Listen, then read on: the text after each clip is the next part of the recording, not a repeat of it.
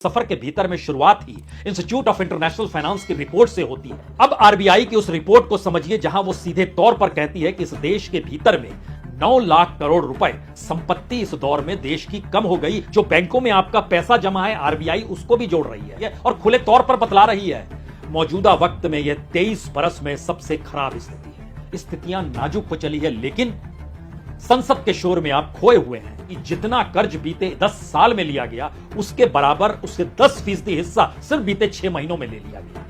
अगर सरकार की गवर्नेंस फेल है तो वह रिपोर्ट भी छुप जाती है। अगर इस देश के हालात कंगाली वाले हैं तो वह रिपोर्ट भी इस दौर में छुप जाती है, क्योंकि संसद का शोर है। सब कुछ इस देश का छुपते चला जा रहा है।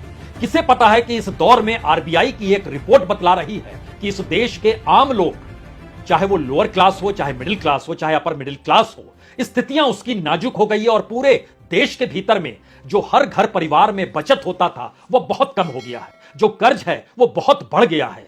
लेकिन यह रिपोर्ट तो आपने देखी नहीं होगी। आपने तो सीएजी की वह रिपोर्ट भी नहीं पढ़ी जिसमें जिक्र हुआ कि कैसे सरकार चलाते वक्त इस देश के पब्लिक सेक्टर कंपनियों में फाइनेंशियल हेरफेर हो रहा है और बीते 5 वर्षों से इस तरीके के फाइनेंशियल हेरफेर और उसको सुलझाने या सल्टाने की दृष्टि से सरकार काम नहीं कर रही है। क्योंकि सीएजी की रिपोर्ट में कई केसेस का जिक्र है कि 5 बरस हो गए लेकिन किसी ने उसे सुलझाया क्यों नहीं।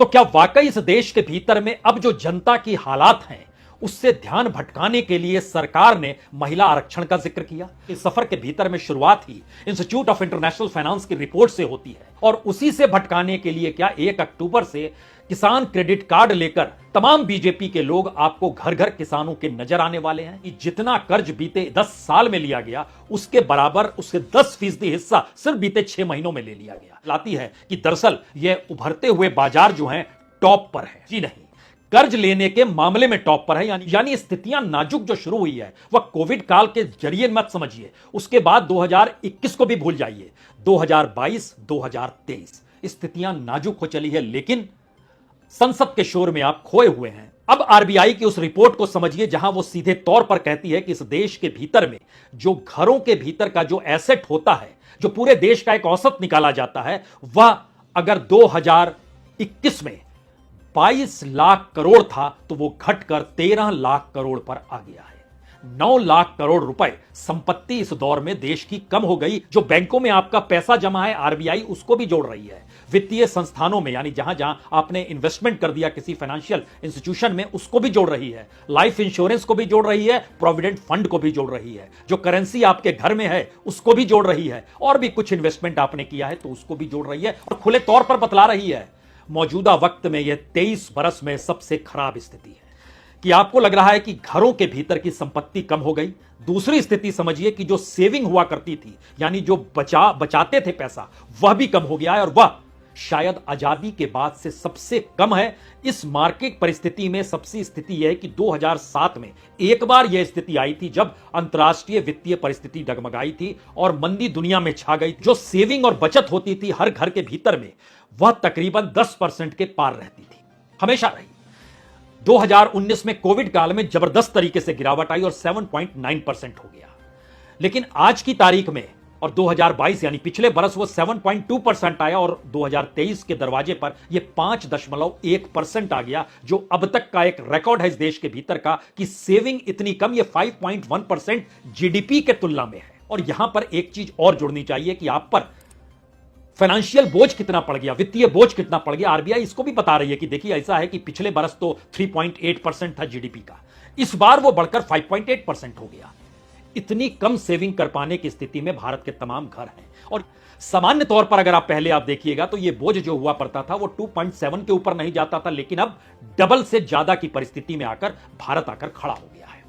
बात इसके आगे शुरू होती है जिसमें सवाल सबसे बड़ा यह है, इस देश के भीतर में क्या वाकई बीजेपी के नेता चुनाव प्रचार भी कर पाएंगे? क्योंकि जो रिपोर्ट है आरबीआई की और उसके साथ जो सेंटर फॉर मॉनिटरिंग इकोनॉमी यानी सीएमआई की रिपोर्ट जो बतलाती है यूथ पार्टिसिपेशन लेबर के तौर पर इस देश के भीतर कितना है। अगर नोटबंदी तक की परिस्थिति में एक लकीर खींचे तो नोटबंदी के वक्त इस देश का युवा 15 साल से 24 साल तक के बीच में 7 करोड़ 48 लाख युवा रोजगार कर रहा था।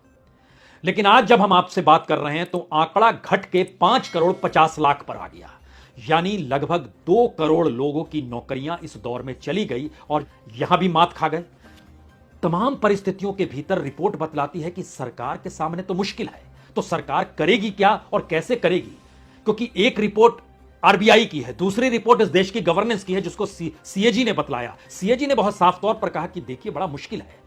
2021-22 में जो एक्सटर्नल कर्जा था वो 4,39,000 करोड़ का था। 2022-23 में यह बढ़कर 6,58,000 करोड़ का हो जाता है। इस रफ्तार से जा रहे हैं तो लाइबिलिटीज जो आपकी है, जो स्मॉल सेविंग को लेकर भी है, जिसमें पीएफ भी आता है, उसके भीतर जो इन्वेस्टमेंट आप एनएसएसएफ को लेकर करते हैं, पोस्ट ऑफिस के इंश्योरेंस फंड को लेकर करते हैं, गवर्नमेंट की अंडरटेकिंग इन्वेस्टमेंट जो करते हैं, उसमें भी आप 21,560 करोड़ का कमी है। ये साफ तौर पर दिखाई दे रहा है। और पब्लिक फंड को आप करंट अकाउंट में डाल रहे हैं, ये तो नियम कायदे विरोध में चल रहा है। ये कौन बतला रहा है? सीएजी बतला रही है। यानी इस देश की इकोनॉमी जिसको सरकार चला रही है, उस इकोनॉमी पर उसकी पकड़ नहीं है। और पकड़ ना होने के बाद जब आपकी जैसी जरूरत होती है, जैसे कल जरूरत थी विश्वकर्मा की, तो आपने ऐलान कर दिया 13,000 करोड़ रुपए इधर डेला लो। आज जरूरत पड़ी कि नहीं, इस देश के भीतर में महिलाएं बड़ी पीड़ित हैं और रसोई का सवाल उठा रही है, तो एक झटके में उनकी पूरी महंगाई को डाइवर्ट करो और आरक्षण पर लाकर खड़ा कर दो। तो आप वहां लाकर खड़ा कर चुके हैं। जनता से लेवी या सेस लेती है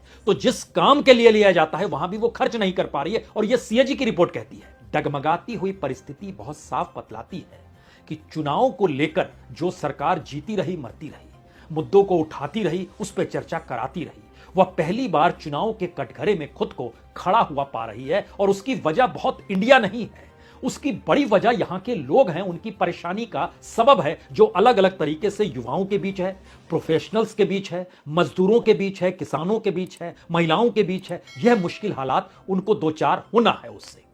तो इसीलिए एक सवाल यह भी है कि लगातार इंडिया अलायंस का जिक्र करते रहिए, जिससे राजनीतिक तौर पर नजर आए कि चुनाव इन्हीं दोनों के बीच है। यानी एक तरफ एनडीए है, दूसरी तरफ इंडिया है। लोगों तक यह चुनाव ना जाए जहां पर उनके मुद्दे राजनीतिक तौर पर किसी ऐसे बड़े मुद्दे में तब्दील हो जाए जहां सामने कोई दूसरा नहीं, या तो डबल इंजन की सरकार या खुद प्रधानमंत्री मोदी और अमित शाह की भी साथ होगी। इसको काउंटर करने के लिए यह भी एक अजीबोगरीब परिस्थिति है कि हर कोई प्रचार में इंडिया अलायंस का जिक्र जरूर करे, जिससे लगे कि राजनीतिक चुनौती वही दे रहा है, अन्यथा मुश्किल हो जाएगी। लेकिन इंडिया अलायंस शायद इसको समझ चुका है, इसीलिए वह अपना कम जिक्र करता है और जनता के मुद्दों का ज्यादा जिक्र करता है। और इसीलिए कमलनाथ नहीं चाहते कि भोपाल में इंडिया रैली करे और बघेल भी नहीं चाहते कि रायपुर में इंडिया रैली करे।